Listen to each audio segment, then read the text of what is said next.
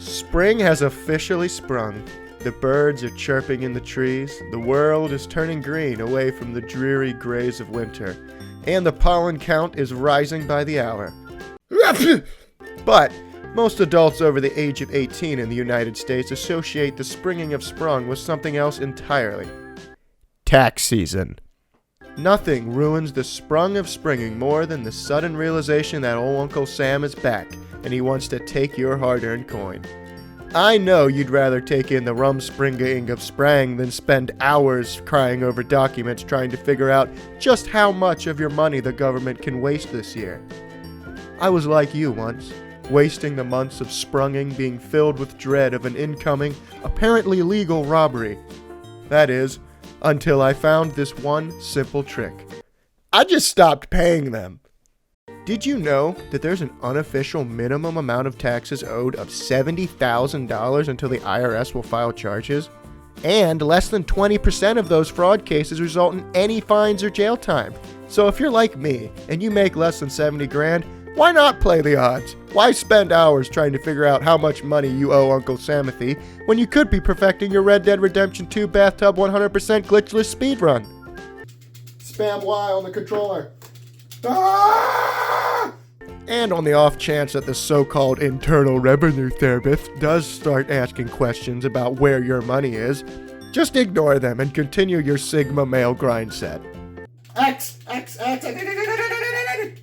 Now the IRS can be quite persistent because, unlike the rest of us, I can feel it. My fingers, they're on fire. Oh no, I lost a little time.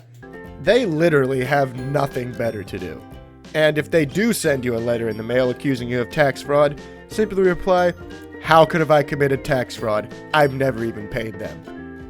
This should shut them up for about 8 to 10 business days, allowing you to return to your true passions.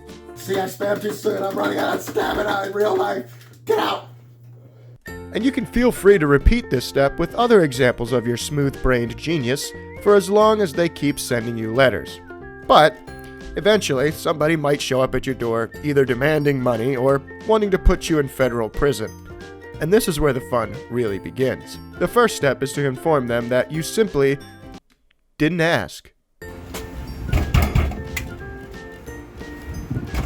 You want? Hey, you haven't paid your taxes in 5 years. Well, first of all, I don't care. Second of all, I didn't ask. What? And if this doesn't work, it's time to step things up a notch to something I call the cardio method. Get yourself a heavy sock and fill it with some D batteries. Then, approach Mr. IRS very calmly and administer a beating until either he has been convinced that he should have been a zoologist or until you've burned enough calories to justify that cupcake you ate. But Oh, you're back! it doesn't matter that you didn't ask. You still have to pay your taxes. Fine, I got something for you. Cardio method! Was it worth it? You're crazy! Didn't take long enough. Now I gotta get my Fitbit, get my steps up.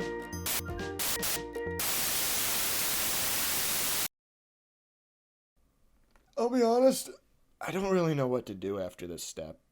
I beat up Mr. IRS like 12 minutes ago, and if he returns with reinforcements, I don't think I'm ever going to perfect my RDR2 bathtub 100% glitchless speedrun. But remember, if you make less than $70,000 a year, the IRS probably won't even come after you. So join me this tax season and just stop paying them. I'll see you next time if I'm not in federal prison. Bye.